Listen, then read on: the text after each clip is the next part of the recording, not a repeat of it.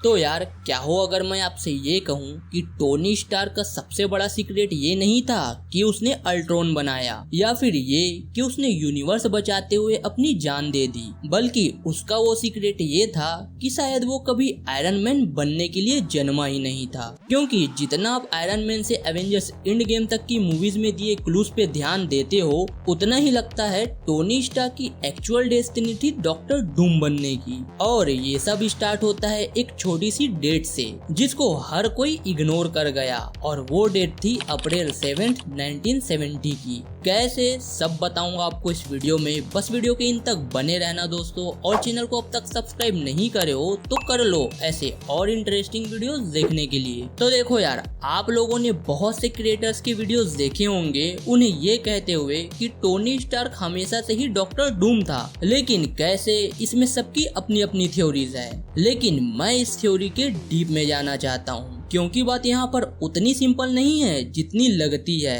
कैसे, चलो बताता हूँ। तो देखो, एमसीयू में टोनी स्टार्क का ऑफिशियल बर्थ डेट है मई 29, 1970। अब इंड गेम में टोनी और स्टीव टाइम ट्रेवल करते हैं 1970 में टेसरेक्ट और पिम पार्टिकल लेने के लिए। लेकिन यहाँ एक डिटेल है जो 99% फैंस ने मिस कर दिया, क्योंकि जब टोनी अपनी वॉच पे डेट सेट करता है 04/07, 1970 करके, जिसका मतलब अप्रैल 7, 1970 होता है। अब अगर टोनी मई 29 को पैदा हुआ था तो उस टाइम अप्रैल 7 पे मारिया स्टार्क को 7 से 8 महीने की प्रेग्नेंट होनी चाहिए थी, जिसमें बेबी बम्प क्लियरली विजिबल होता, जहां हावर्ड स्टार्क को पापा बनने की तैयारी करनी चाहिए थी। लेकिन हम देखते क्या हैं, बिल्कुल उल्टा। टोनी अपने फादर से मिलता है शील्ड फैसिलिटी में। हावर्ड पूरी तरह कंफ्यूज लगता है, उसे प्रेगनेंसी का बेरली पता है। हाथ में फ्लावर्स और सावर क्राउट है, जो दोनों ईयरली प्रेगनेंसी क्रेविंग्स और गिल्ट गिफ्ट के सिंबल्स हैं। और जब टोनी पूछता है how far along she is,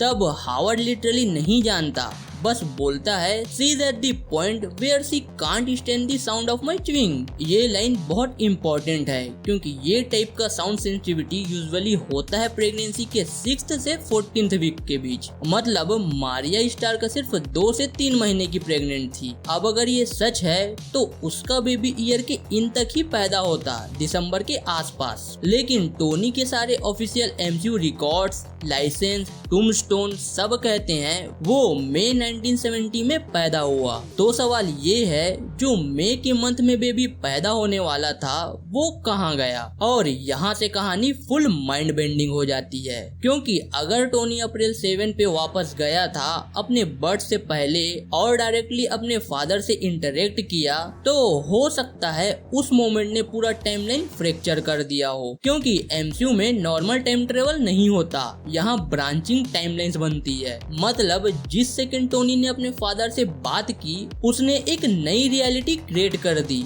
जहां टोनी स्टार्क कभी पैदा ही नहीं हुआ। उसके बदले कोई और पैदा हुआ, कोई अलग, कोई ऐसा जो दिमाग, दर्द और ऑब्सेशन से बना हो। एक वर्जन जिसमें टोनी का इंटेलेक्ट और डार्कनेस दोनों मिले हो। और जब आप ये डॉट्स जोड़ने लगते हैं तो उसमें एक ही नाम फिट बैठता है, विक्टर वॉन डूम का। अब सोच के देखो, टोनी स्टार्क और विक्टर वॉन डूम दोनों में क्या कॉमन है? दोनों टेक्नोलॉजी के गॉड हैं, दोनों का ईगो आसमान छूता है, दोनों ने अपने पेरेंट्स जल्दी खो दिए, दोनों साइंस के साथ साथ मिस्टिसिज्म में भी घुस गए, और दोनों का बिलीफ एक ही है, दुनिया को मैं ही बचा सकता हूँ उसे कंट्रोल करके। और मल्टीवर्स ऑफ मैडनेस और लूकी में हमें ये ऑलरेडी दिखाया गया है कि वेरिएंट्स का सोल पैटर्न सेम होता है, चाहे अपीयरेंस अलग हो। तो क्या पता किसी और यूनिवर्स का doctor Doom actually Tony Stark का ही एक डार्क वेरिएंट हो सकता है उस ब्रांच में जहां टोनी ने 1970 में टाइम ट्रेवल करके उस टाइमलाइन को बदल दिया था, वहां हावर्ड स्टार्क ने कभी वेपन्स बनाए ही ना हो, टोनी की मां मारिया जिंदा रही हो, और टोनी एक बिलियनर प्लेबॉय नहीं बल्कि एक कोल्ड ऑब्सेसिव साइंटिस्ट बना, पावर और कंट्रोल के जुनून में डूबा हुआ। और वही आगे चल के विक्टर वॉन डूम बना।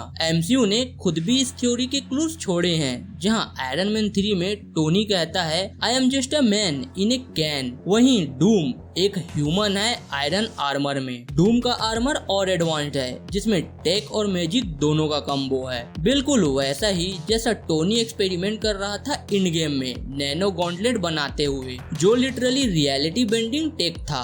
और अब जब एवेंजर्स डूम्सडे आ रहा है, क्या पता डूम का पूरा प्लान इसी पैराडॉक्स से जुड़ा हो कि उसकी क्रिएशन का रीजन टोनी स्टार्क खुद था। मतलब टोनी ने डूम को इंस्पायर नहीं किया, टोनी स्टार्क की डूम बन गया अक्रॉस द मल्टीवर्स। और अब सोच के देखो, अगर एवेंजर्स डूम्सडे में डूम का गोल डोमिनेशन नहीं करेक्शन हो, वो टाइमलाइन कोलैप्स करके अपनी गलती मिटा रहा हो, उस पैराडॉक्स को इरेज करने की कोशिश में जिसमें वो पैदा ही नहीं होना चाहिए था। मतलब वो टोनी स्टार्क को खत्म कर रहा है अपनी ओरिजिन को मिटाने के लिए। तो जब हम एमसीयू में डॉक्टर डूम को देखेंगे तो वो सिर्फ एक विलन नहीं होगा, वो टोनी स्टार्क का ही डार्क वर्जन होगा, मेटल मास्क के पीछे छुपा हुआ, अपनी क्रिएशन से हंटेड। तो यार अब आप बताओ, आपका क्या मानना है? आरडीजे को ही डॉक्टर डूम बनाने का मकसद मार्वल का यही है कि वो आयरन मैन और डॉक्टर डूम की स्टोरी को कनेक्ट करना चाहते हैं, या फिर कुछ और ही बात है? मुझे कमेंट करके जरूर से बताना।